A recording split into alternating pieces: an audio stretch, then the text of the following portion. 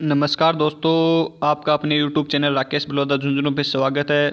दोस्तों आज हम उसी श्रृंखला में आपके लिए इम्पोर्टेंट क्वेश्चन लेके आए हैं, जो कि यानी पहले टेस्ट सीरीज स्टार्ट कर रखी थी, लेकिन दोस्तों 2-3 दिन यानी कि बीच में गैप रहा दोस्तों कुछ कारणवश के। अब दोस्तों हमने कंटिन्यू टेस्ट सीरीज स्टार्ट कर दिए हैं और दोस्तों आपको शाम को जो वीडियो मिलता है वो भी दोस्तों आज से कंटिन्यू मिलेगा। ओके दोस्तों, स्टार्ट करते हैं। तो इस टेस्ट सीरीज का पहला क्वेश्चन इस प्रकार है दोस्तों, ये आए हुए एग्जाम में ओल्ड पेपर हैं जिनको आपको पढ़ना बहुत ज़रूरी है दोस्तों हर एग्जाम में, यानी कि जो लाइब्रेरियन की तरफ से वीडियो दोस्तों इंपॉर्टेंट रहने वाला है। तो दोस्तों इसमें बात करते हैं कि दोस्तों कॉल नंबर 255 यानी N6 N88 के जो ऊपर दो लाइनें खींची हुई हैं दोस्तों में कॉल नंबर को निर्देशित करता है। तो दोस्तों जो ये कॉल नंबर के ऊपर दो लाइनें खींची हुई है किसको निर्देशित करता है? तो दोस्तों चार ऑप्शन दिए कि सामान्य आकार की पुस्तक, छोटे आकार पुस्तक, असामान्य आकार पुस्तक, उपयुक्त में से कोई नहीं। तो दोस्तों इस क्वेश्चन को दोस्तों डिटेल से बात करते हैं कि यदि कॉल नंबर के ऊपर दो लाइन खींची हुई होती हैं तो ये दोस्तों असामान्य प्रकार की पुस्तकों को क्या करता है दोस्तों, निर्देशित करता है। किसको दोस्तों निर्देशित करता है? असामान्य आकार की पुस्तकों को निर्देशित करता है। और दोस्तों यानी कि किसी कॉल नंबर के दोस्तों ओनली फॉर नीचे लाइन खींची हुई है तो दोस्तों वो छोटे आकार की पुस्तकों को निर्देशित करता है। कैसी दोस्तों? छोटे आकार की पुस्तकों को, यानी कि ओनली फॉर यानी दोस्तों नीचे लाइन खींची है तो वो छोटे आकार की पुस्तकों को निर्देशित करता है। और दोस्तों यानी कि ऊपर यानी ओनली फॉर ऊपर लाइन खींची हुई हो तो दोस्तों वो जिस कॉल नंबर की यानी ऊपर लाइन खींची हुई हो तो वो किसको दोस्तों करता है? तो वो दोस्तों बड़े आकार की पुस्तकों के लिए, किसके दोस्तों? बड़े आकार की पुस्तकों के लिए क्या करता है दोस्तों? निर्देशित करता है कि यानी ये पुस्तक बड़ी है। और दोस्तों यानी कि किसी कॉल नंबर के दोस्तों यानी कि सर्किल किया हो तो दोस्तों वो क्या करती है कि कटी फटी पुस्तकों को निर्देशित करती है। इनकी कटी फटी पुस्तकों को निर्देशित करने का कार्य करती है, जिसके यानी कि कॉल नंबर के सर्किल किया हो। ओके दोस्तों, आपको समझ में आ गया होगा। और यदि किसी प्रकार का डाउट हो तो आप कमेंट कर सकते हैं। नेक्स्ट क्वेश्चन की हम बात करते हैं दोस्तों, तो वो इस प्रकार है कि सामयिक जागरूक सेवा CAS को परिभाषित किया जाता है। तो CAS दोस्तों एक किस प्रकार की सेवा है? चार ऑप्शन दिए गए हैं। ए सूचना प्रसार की प्रक्रिया, सूचना की प्रक्रिया, एक साधारण सूचना सेवा और नवीनतम सूचना प्रसार की सेवा। तो दोस्तों जो करंट एंड वायरनेस सर्विस है दोस्तों वो नवीनतम सूचनाओं का क्या होता है दोस्तों? संग्रहण होता है। तो क्या हो जाएगा दोस्तों? नवीन सूचना प्रसार की प्रक्रिया है। अब दोस्तों इसकी बात करते हैं तो डॉक्टर S.R. रंगनाथन ने CAS की एक क्या दिया दोस्तों? परिभाषा दी है, जो एग्जाम में बहुत बार पूछी गई है। तो दोस्तों इस परिभाषा की बात करते हैं तो वो इस प्रकार है कि एक निश्चित समय में प्रकाशित प्रलेख, यानी कि एक निश्चित समय में प्रकाशित प्रलेख जो न तो किसी विषय से संबंधित हो और न ही किसी पाठक की रुचि के आधार पर चुने गए हों, यानी कि न तो किसी विषय से संबंधित हो और न किसी पाठक की विशेष रुचि के आधार पर चुने गए हों, सामयिक अभिज्ञता सेवा कहलाते हैं। तो ये किसकी परिभाषा है? Doctor S.R. रंगनाथन की, जो बहुत बार एग्जाम में पूछी गई है कि CAS की डॉक्टर S.R. रंगनाथन ने किस प्रकार परिभाषा दी है। और इसके बाद हम बात करें तो दोस्तों जो सामयिक अभिज्ञता है उसके 3 चरण हैं। कितने चरण हैं दोस्तों? 3 चरण हैं, जो केम्प ने बताए। किसने बताए हैं? केम्प ने। किसने बताए दोस्तों? केम्प नाम के व्यक्ति था जिसने यानी कि CAS के कुल 3 चरण बताए हैं, जो कि बहुत ही इंपॉर्टेंट हैं। तो दोस्तों एक क्वेश्चन आपको अच्छी तरीके से समझ आ गया होगा। इसके बाद में नेक्स्ट क्वेश्चन की बात करते हैं तो इस प्रकार है कि सूची पत्रकों पर पुस्तकों को विषयांक हेतु प्रयुक्त शब्द या वाक्य को विशेष शीर्षक कहते हैं। यह कथन किसका है? तो 204 ऑप्शन दिए गए। A.D. शर्मा के द्वारा, मार्गेट मान, मॉरिस F. टाबर और डॉक्टर S.R. रंगनाथन। तो दोस्तों ये जो परिभाषा है या दोस्तों ये कथन है तो ये किसका है दोस्तों? मार्गेट मान का। किसका दोस्तों? मार्गेट मान का है। और मार्गेट मान ने दोस्तों एक वर्गीकरण के क्षेत्र में एक परिभाषा दी है, जो बहुत बार एग्जाम में पूछी गई है। इनकी वर्गीकरण के क्षेत्र में दी है कि पुस्तकों को उनकी समानता या असमानता के आधार पर व्यवस्थित करना वर्गीकरण कहलाता है। ये मार्गेट मान की परिभाषा है, जो कि एग्जाम में बहुत बार पूछी गई है। ओके दोस्तों हम नेक्स्ट क्वेश्चन की बात करते हैं। तो दोस्तों इस प्रकार है कि ACR2 के अनुसार वाइबल निम्नलिखित में से कौन सी श्रेणी के अंतर्गत आते हैं? जो वाइबल होते हैं वो निम्नलिखित में से ACR2 के अनुसार किस श्रेणी में आते हैं दोस्तों? तो वो किस श्रेणी में आते हैं दोस्तों? यूनिफॉर्म टाइटल्स के रूप में जो वाइबल होते हैं उनको हमें शामिल कर सकते हैं। उसके बाद हम दोस्तों अगले क्वेश्चन की बात करते हैं। तो दोस्तों अगला क्वेश्चन इस प्रकार है कि किस कैटालॉग कार्ड में संकेतन अनुभाग मुख्य सलेख के पार्श्व भाग में लिखा जाता है? यानी कि दोस्तों इसमें पूछा गया है कि किस कैटालॉग में। तो अब बात करते हैं दोस्तों कि कैटालॉग कार्ड में लिखा गया है तो दोस्तों ये किस में लिखा जाएगा? ट्रिपल सी में। ट्रिपल सी में दोस्तों जो ट्रेसिंग होता है दोस्तों, जो ट्रेसिंग होता है उसको हम यानी कि पीछे वाले भाग में लिखते हैं। अब हम दोस्तों इसकी थोड़ी विवरण में बात कर लेते हैं दोस्तों। तो इस प्रकार एक कैटालॉग कार्ड होता है। यहाँ पे दोस्तों 3 इमेजिंग लाइन होती है और यहाँ पे दोस्तों फर्स्ट वर्टिकल होता है, यहाँ पे सेकंड वर्टिकल होता है। यहाँ से दोस्तों हम लीडिंग सेक्शन को लिखते हैं, यहाँ से heading section, title section, note section, accession number. और दोस्तों यहाँ बाहर हम बात कर लेते हैं पीछे वाले भाग में किसको लिखते हैं दोस्तों, ट्रेसिंग को लिखते हैं, यानी कि ट्रेसिंग को लिखते हैं। और ट्रेसिंग में दोस्तों जो अन्य सहायक प्रविष्टियाँ बनाई गई होती हैं उनका क्या होता है दोस्तों, विवरण शामिल किया गया होता है, जो कि दोस्तों कैटालॉग कार्ड के पीछे की तरफ होती है। यहाँ इस कार्ड के दोस्तों कैटालॉग कार्ड के पीछे की तरफ लिखी जाती हैं। ओके दोस्तों, आपको समझ आ गया होगा। यदि किसी प्रकार का कोई डाउट हो तो दोस्तों आप कमेंट कर सकते हैं। तो इसका यानी कौन सा हो जाएगा दोस्तों करेक्ट आंसर, यानी कि शिष्य में दोस्तों हम पीछे की तरफ लिखते हैं ट्रेसिंग को। इसके बाद में अगला क्वेश्चन इस प्रकार है कि भारत में सर्वप्रथम सार्वजनिक पुस्तकालय अधिनियम का श्रेय दिया गया उस अधिनियम का नाम क्या है। तो भारत में सबसे पहले सार्वजनिक पुस्तकालय अधिनियम कहाँ पे लागू हुआ था, तो सर्वप्रथम सार्वजनिक पुस्तकालय अधिनियम लागू हुआ था मद्रास में। कहाँ पे हुआ था, मद्रास में 1948 में 1948 में हुआ था। उसके बाद हुआ था यानी कहाँ पे, आंध्र प्रदेश में, कब, 1960 में। उसके बाद में हुआ था कर्नाटक में 1965 में। उसके बाद में कहाँ पे हुआ था, महाराष्ट्र में 1967 में। कहाँ पे दोस्तों, 1967 में हुआ था महाराष्ट्र में। इस प्रकार सार्वजनिक पुस्तकालय अधिनियम हुए थे। और इस अधिनियम को लागू करने का सबसे यही था कि डॉक्टर S.R. रंगनाथन द्वारा ऑल इंडिया एजुकेशन कॉन्फ्रेंस यानी कि ऑल इंडिया एजुकेशन कॉन्फ्रेंस का आयोजन किया गया था बनारस, वाराणसी, उत्तर प्रदेश में। उस कॉन्फ्रेंस में आदर्श पुस्तकालय अधिनियम का प्रारूप तैयार किया गया। उस प्रारूप के आधार पर आज सार्वजनिक यानी कि 19 राज्यों में, कुल कितने राज्यों में दोस्तों, 19 राज्यों में सार्वजनिक पुस्तकालय अधिनियम लागू हो चुका है उसी यानी कि आदर्श प्रारूप के आधार पर। और दोस्तों 20वें राज्य यानी कि MP में सार्वजनिक पुस्तकालय अधिनियम कोर्ट के द्वारा पास कर दिया गया 2013 में, लेकिन अभी सार्वजनिक पुस्तकालय अधिनियम लागू नहीं हुआ है। ओके दोस्तों, हम नेक्स्ट क्वेश्चन की बात करते हैं। तो वो इस प्रकार है कि प्रेसिज अनुक्रमणिका पद्धति में भूमिका सूचक अंक 0 यानी कि 0 के लिए लगाया गया है। तो दोस्तों बात करते हैं कि प्रेसिज अनुक्रमणिका है जिसमें यानी कि जो 0 है वो किसके लिए लगाया गया है, तो वो लोकेशन या स्थिति या स्थान के लिए लगाया गया होता है। यानी कि स्थिति के लिए दोस्तों 0 लगाया गया होता है। और दोस्तों इसकी थोड़ी विशिष्ट जानकारी लें तो वो इस प्रकार है कि प्रेसिज जो अनुक्रमणिका है इसका सबसे पहले प्रयोग 1969 में, कब दोस्तों, 1969 में डोरेक ऑस्टिन नाम का व्यक्ति था। दोस्तों कौन था, डोरेक ऑस्टिन नाम का व्यक्ति था, जिसके द्वारा BNB किसकी दोस्तों, BNB की अनुक्रमणिका तैयार करने हेतु प्रेसिज अनुक्रमणी पद्धति का प्रयोग सर्वप्रथम किया गया था। दोस्तों हम दोबारा बात कर लेते हैं कि 1969 में प्रेसिज को प्रयोग किया गया था डोरेक ऑस्टिन। दोस्तों किसके द्वारा, डोरेक ऑस्टिन नाम का व्यक्ति था, जिसके द्वारा BNB की अनुक्रमणिका तैयार करने हेतु प्रेसिज का प्रयोग किया गया था, जिसमें दोस्तों 0 क्या होता है, स्थिति होता है। इसके बाद में दोस्तों नेक्स्ट क्वेश्चन की बात करते हैं। तो वो इस प्रकार है कि किस पुस्तकालय के द्वारा सर्वप्रथम मुद्रित सूची उपयोग में लाई गई। तो सर्वप्रथम मुद्रित सूची किसके द्वारा लाई गई थी, तो ब्रिटिश म्यूजियम के द्वारा सर्वप्रथम मुद्रित सूची उपयोग में लाई गई थी। इसके बाद में नेक्स्ट क्वेश्चन की बात करते हैं। तो दोस्तों वो इस प्रकार है, दोस्तों ये ऊपर वाला क्वेश्चन है जो डिलीट हो चुका है एग्जाम में। तो दोस्तों इस प्रकार है कि निम्नलिखित में से कौन सा विषय DDC के 19वें संस्करण में अंकन 370 द्वारा प्रस्तुत किया जाता है। तो दोस्तों DDC में 370 को हम किससे निरूपित करते हैं, तो दोस्तों किससे निरूपित करते हैं, शिक्षा से। किससे निरूपित करते हैं, शिक्षा से निरूपित करते हैं। अब हम दोस्तों बात कर लेते हैं कि DDC में 000 से लेकर 999 के मध्य कौन कौन से स्थित होते हैं। तो दोस्तों DDC को कुल 10 मुख्य वर्गों में विभाजित किया गया है। तो दोस्तों हम बात कर लेते हैं यानी कि जल्दी बात कर लेते हैं। तो दोस्तों 000 से लेकर जो 099 के मध्य दोस्तों सामान्य कीर्तियाँ होती हैं। उसके बाद में दोस्तों जो दर्शन शास्त्र होता है, धर्मशास्त्र होता है दोस्तों, उसके बाद में सामाजिक विज्ञान होती है। तो इस प्रकार दोस्तों आप अनुमान लगा सकते हैं कि कौन से में कौन सा आएगा।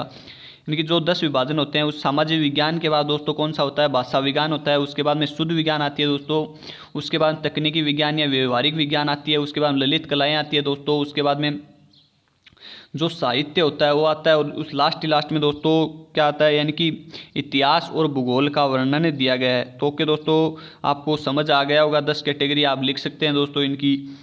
इसके बाद में अगला क्वेश्चन इस प्रकार है दोस्तों कि माउंट एवरेस्ट की ऊंचाई क्या है, ये प्रश्न निम्नलिखित में से किससे संबंधित है। तो दोस्तों आपको पता चल गया होगा कि जो यानी कि क्षण भर मात्र में जो क्वेश्चन सोल्व किए जाते हैं वो किस सेवा में आते हैं दोस्तों। 4 ऑप्शन दिए गए, तत्काल, व्यापक, सूचना, विस्तृत। तो दोस्तों इसका करेक्ट आंसर कौन सा हो जाएगा, तत्काल या त्वरित संदर्भ सेवा। कौन सा हो जाएगा दोस्तों, त्वरित संदर्भ सेवा में गिना जाएगा। इनकी त्वरित संदर्भ सेवा में डॉक्टर एस आगनाथन ने क्या कहा है कि वे सेवाएं जो कि 1 मिनट से 30 मिनट, कौन सी वे सेवाएं जो 1 मिनट से 30 मिनट या क्षण भर मात्र में, यानी कि क्षण भर मात्र में ही सोल्व की जा सकती हैं या उनका सॉल्यूशन किया जा सकता है, वो दोस्तों त्वरित संदर्भ सेवा होती हैं। ओके दोस्तों, आपको ये क्वेश्चन समझ आ गया होगा। इसके बाद में नेक्स्ट क्वेश्चन की बात करते हैं तो वो इस प्रकार है कि कॉलन वर्गीकरण में किस प्रकार के अंकन का प्रयोग किया जाता है। दोस्तों ये सारे इंपॉर्टेंट क्वेश्चन हैं और इनसे रिलेटेड क्वेश्चन एग्जाम में पूछे जा सकते हैं। तो कॉलन वर्गीकरण यानी कि शिष्य में किस प्रकार के अंकन का प्रयोग किया गया है, तो दोस्तों हम यानी कि सभी की बात कर लेते हैं। तो शिष्य में दोस्तों मिश्रित अंकन का प्रयोग किया गया है। पहले तो इसकी बात कर लेते हैं किस प्रकार का मिश्रित अंकन का प्रयोग किया गया है। और दोस्तों अंकन के बारे में यूट्यूब चैनल पे हमारे एक वीडियो अच्छी तरीके से डाला गया है कि कौन सी पद्धति में किस प्रकार के अंकन का प्रयोग किया गया है, यानी कि सीसी में किया गया है दोस्तों। इसके हम दोस्तों बीसी में यानी बिब्लियोग्राफी क्लासिफिकेशन में, एससी सब्जेक्ट क्लासिफिकेशन में और यूडीसी, इन सब में दोस्तों किसका प्रयोग किया गया है, मिश्रित अंकन का प्रयोग किया गया है। अब हम थोड़ी शुद्ध अंकन की बात कर लेते हैं। तो शुद्ध अंकन इस प्रकार है कि शुद्ध अंकन का प्रयोग दोस्तों सबसे पहले किस में किया गया, डीडीसी में। किसमें किया गया, शुद्ध अंकन का प्रयोग सबसे पहले डीडीसी में किया गया था। उसके बाद में एक्सपेंसिव क्लासिफिकेशन इसी में किया गया। उसके बाद में जो डब्ल्यूसी वेरविक शेयर्स है उसके गुणित उपसूत्र हैं जिनको 6 भागों में बांटा है, उनमें भी शुद्ध अंकन का प्रयोग किया गया है। आरआईसी में भी शुद्ध अंकन का प्रयोग किया गया है। इस प्रकार दोस्तों शुद्ध अंकन का प्रयोग किया गया है। मिश्रित अंकन आपको पहले बता दिया है। ओके दोस्तों, आपका क्वेश्चन का जो डाउट है वो क्लियर हो गया होगा। इसके बाद में इस प्रकार अगली नेक्स्ट क्वेश्चन की बात करते हैं तो वह है डॉक्टर एस आर रंगनाथन द्वारा त्रिपत्रक प्रणाली की रचना किस वर्ष की गई थी।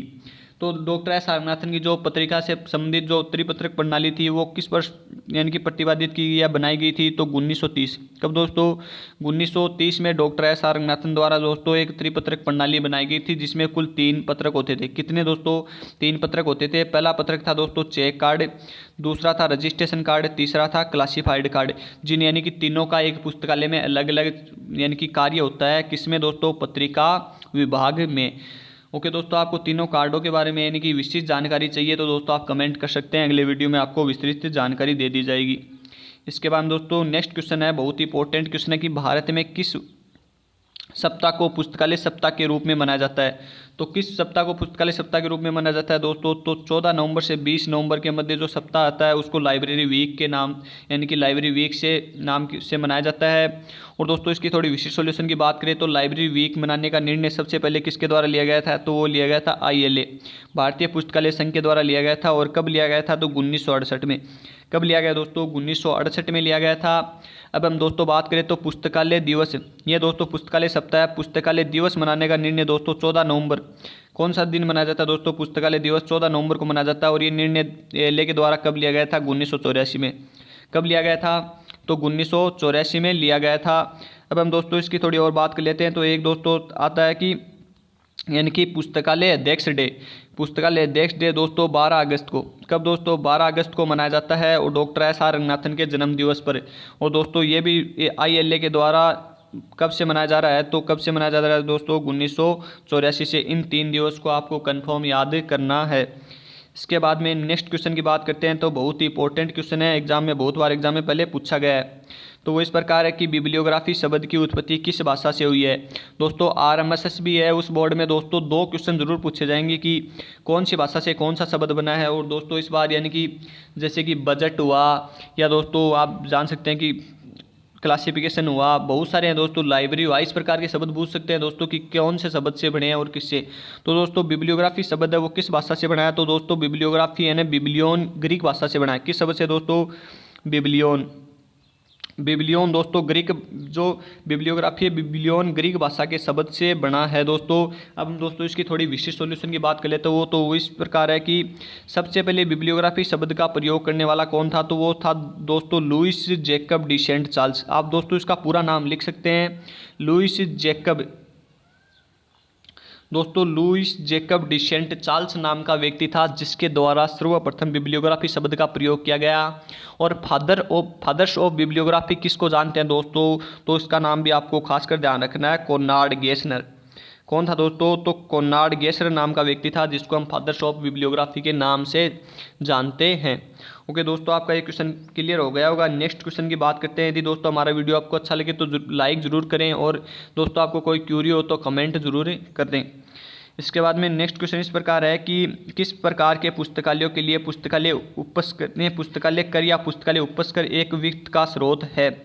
तो चार ऑप्शन दिए गए दोस्तों। यदि हम यानी कि चारों ऑप्शन की बात करेंगे तो वीडियो बहुत बड़ा हो जाएगा दोस्तों, आपको वीडियो रोक करके ऑप्शन चूज करना होगा।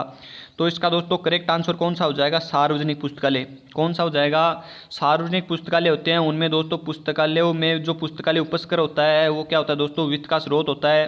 अब हम दोस्तों पुस्तकालय उपस्कर की बात कर लेते हैं थोड़ा जल्दी से। तो मद्रास में दोस्तों सार्वजनिक पुस्तकालय अधिनियम लागू हुआ, वहाँ पे 10% पुस्तकालय उपस्कर लिया जाता है। कुल 5 राज्यों में पुस्तकालय उपस्कर लिया जाता है दोस्तों। उसके बाद में आंध्र प्रदेश में लिया जाता है दोस्तों 8%। उसके बाद में जो कर्नाटक है उसमें 6% लिया जाता है दोस्तों। केरल में 5% लिया जाता है पुस्तकालय उपस्कर। उसके बाद हरियाणा में 2% लिया जाता है। और दोस्तों गोवा में था, उसको आपको खासकर ध्यान रखना है, गोवा में 0.2 सार्वजनिक पुस्तकालय उपस्कर लिया जाता था, 0.2%, जिसको दोस्तों वर्तमान में हटा दिया गया है। एक क्वेश्चन दोस्तों अभी थोड़े दिन पहले एग्जाम हुई थी जिसमें पूछा गया कि पुस्तकालय उपस्कर का प्रावधान कितने राज्यों में है। उसमें दोस्तों 6 था, तो बहुत स्टूडेंट ने गलत किया था। अभी दोस्तों वर्तमान में 5 ही राज्य हैं जिनमें सार्वजनिक पुस्तकालय उपस्कर का प्रावधान है। ओके दोस्तों, आपका ये क्वेश्चन क्लियर हो गया होगा। दोस्तों हम यानी कि क्वेश्चन को क्लियर कराने की पूर्ण संभावना करते हैं, लेकिन दोस्तों वीडियो बहुत बड़ा हो जाता है इसलिए इनकी थोड़ी कम ही जानकारी दे पाते हैं दोस्तों। वैसे तो आपको सारी जानकारी मिल जाती है। इसके बाद में दोस्तों अगला क्वेश्चन है कि व्यक्तिगत सेवा द्वारा पाठक तथा पुस्तक के मध्य संबंध स्थापित करने वाली सेवा को हम संदर्भ सेवा कहते हैं। और इस ये परिभाषा या ये कथन किसका है, तो ये कथन किसका दोस्तों, डॉक्टर एस आर रंगनाथन का है कि जो एक व्यक्तिगत सेवा दोस्तों हम यानी कि पाठक तथा पुस्तक के मध्य संबंध स्थापित करने वाली दोस्तों एक संदर्भ सेवा है। दोस्तों संदर्भ सेवा की वीडियो हम यानी कि आपके लिए जल्दी बोर्ड पे लेके आएंगे। दोस्तों डॉक्टर एस आर रंगनाथन का परिचय हमने यूट्यूब पे डाल रखा है, आप देख सकते हैं। इसके बाद दोस्तों नेक्स्ट क्वेश्चन इस प्रकार है कि शिष्य दोस्तों एक किस प्रकार की वर्गीकरण पद्धति है। तो दोस्तों ये एक विश्लेषी संश्लेषणात्मक वर्गीकरण पद्धति है दोस्तों। इसके बाद दोस्तों नेक्स्ट क्वेश्चन की बात करते हैं तो वो इस प्रकार है कि द्विबिंदु वर्गीकरण पद्धति यानी कि द्विबिंदु वर्गीकरण पद्धति में प्रथम संस्करण में कुल कितने अंकन या कुल कितने चिन्हों का प्रयोग किया गया था। तो दोस्तों 4 ऑप्शन दिए गए हैं, 3, 4, 2, 1। तो दोस्तों जो शिष्य का प्रथम संस्करण था उसमें ओनली फॉर एक ही अंकन का प्रयोग किया गया था। इसके बाद में दोस्तों इस टेस्ट सीरीज का दोस्तों हम लास्ट क्वेश्चन की बात करते हैं तो वो इस प्रकार है कि ग्रंथालय बजट कि क्या दोस्तों, ग्रंथालय बजट किस वर्ष तैयार किया यानी कि किस वर्ष के लिए जो एक पुस्तकालय में दोस्तों जो बजट होता है वो किस वर्ष के लिए तैयार किया जाता है। दोस्तों 4 ऑप्शन देंगे, पिछले वर्ष के लिए, चालू वर्ष के लिए, आगामी वर्ष हेतु और उपयुक्त में से कोई नहीं। तो दोस्तों जो एक पुस्तकालय में बजट तैयार किया जाता है दोस्तों वो आगामी वर्ष हेतु किया जाता है कि अगले वर्ष यानी कि कौन से यानी कि पुस्तकों के लिए यानी कि पुस्तकालय भवन के लिए किस प्रकार यानी कि बजट का व्यय किया जाए। और दोस्तों एक आपको पुस्तक याद रखनी है, द बजट ओपन्ड। कौन सी दोस्तों, द बजट ओपन्ड नाम की एक पुस्तक लिखी गई थी, वो आपको ध्यान रखनी है। कब लिखी गई दोस्तों, तो वो लिखी गई थी 1733 में लिखी गई थी सर रॉबर्ट वॉलपोल के द्वारा।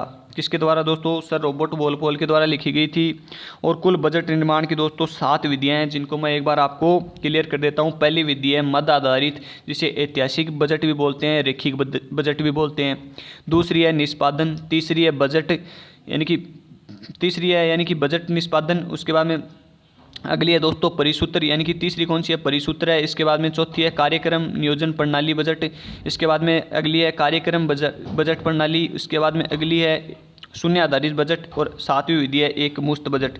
जो इस प्रकार दोस्तों बजट की कुल 7 विधियां हैं। और बजट का टॉपिक दोस्तों RMSSB में अच्छी तरीके से दिया हुआ है जिसको आपको क्लियर करना है।